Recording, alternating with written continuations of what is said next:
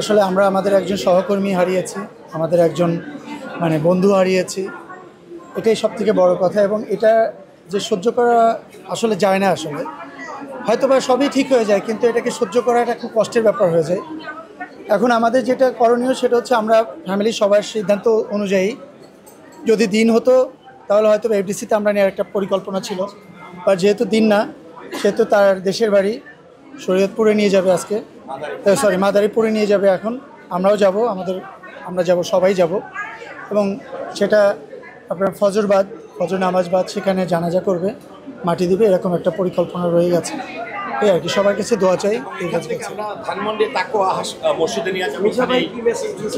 শুধু মিশা ভাই না, মিশা ভাই মেসেজ দিয়েছে, দিবজয় সাহেব মেসেজ দিয়েছে, তারা সার্বক্ষণিকভাবে সবসময়ই দোয়া করতে বলেছে এবং পাশে থাকার জন্য। এবং আমাদের বড় করে একটা মিলাদেরও আয়োজন করব, সব ধরনের প্ল্যানিং অলরেডি আমরা করে ফেলেছি।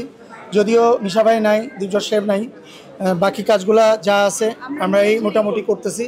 এবং আরও যারা নাই তারা সার্বক্ষণিকভাবে আমাদের সাথে কানেক্ট আছে, কখন কিভাবে করা যায়। এর ভিতর সুব্রত দাও অনেকবার ফোন করেছিল, সুব্রত দাও সেম কন্ডিশন নাই সে।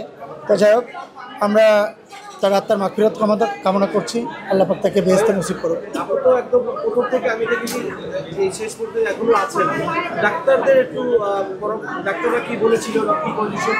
না, হসপিটাল ডক্টররা অনেক কোঅপারেট ডক্টররা।